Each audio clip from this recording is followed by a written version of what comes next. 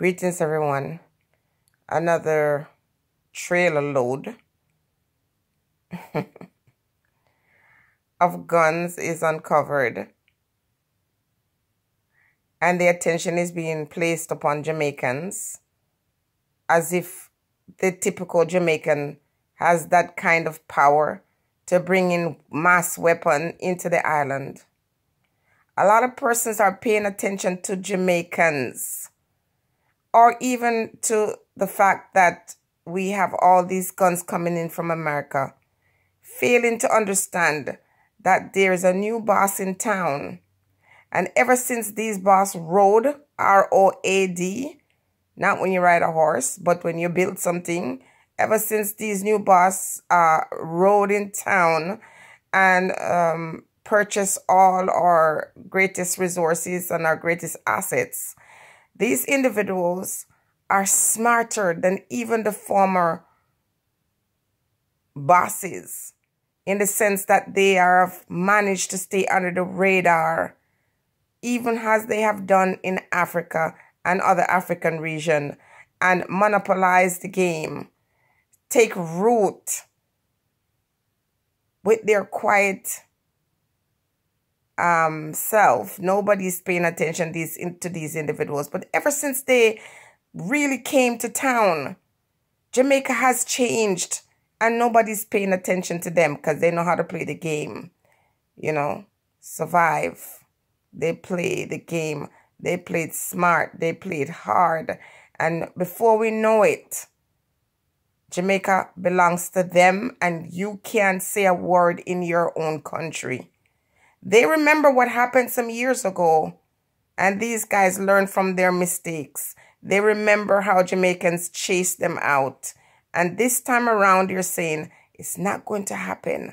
We are going to make sure that when you least expect it, when you think that you can come and run us out of town, we're ready for you.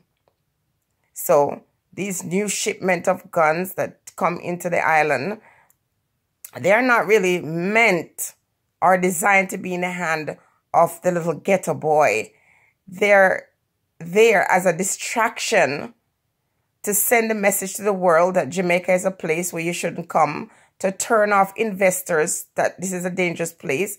These individuals who are taking root in Jamaica are the ones who are bringing in these weapons, using the port of the United States of America to sort of damage their image as well, but also to turn people off from coming to Jamaica so that they can bring their people from their regions to come and take over. And when the typical Jamaican think that when things start to get out of hand, they're going to come and defend it with sticks and stones and bottles and fire tires, burning tires in the street, it's not going to work out this time, because these guys are armed and dangerous. They're armed and deadly.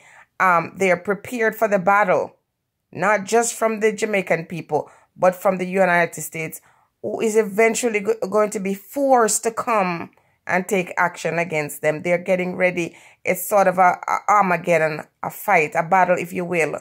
These ones have taken root in Jamaica thanks to the Jamaican government. They have taken root, and these individuals are ruthless. Ever since they went to Jamaica, the whole landscape of Jamaica has changed. And people are paying attention to just Jamaicans, as if the typical Jamaican can afford to bring in these kind of weapon and have this kind of power clout in Jamaica.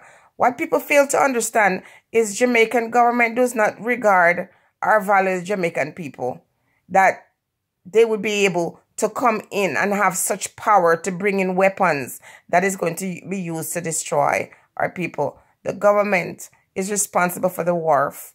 And when you as a Jamaican person, send a barrel with food to feed some hungry people in Jamaica, they make you take out all your barrels and put you through all these things. When you're going to Jamaica and you're shipping home furniture or other goods, they charge you the price or the cost of those goods as if you're buying it back from them. So please understand that there's no way a typical Jamaican, whether living overseas or not, can be shipping these kind of thing without them being confiscated. Bigger thing is at play. These guys got chased out years ago, and they're saying it's not going to happen again. And so when they send a bad image of Jamaica, they know that nobody will want to come there and invest, and then they stay there and they take root. People, wake up, open your eyes. These guys that rode in town, these individuals who are telling other people, you can't do this or that, or this is our space, this is our rules, this is our town now. They're dangerous, and they're dangerous wherever they are in the world, because guess what? The greatest form of resistance is silence. And as they take root in Jamaica and take control of resources there and other places, they're ready for a battle. They're ready for a battle. And the snide or sinister way in which they are doing it is very scary. Wake up, Jamaica people. Wake up, Jamaicans. Understand that our government are weak. They've always been weak. And anyone who gets up and want the best for the Jamaican people are often chased out of town. Take a different look.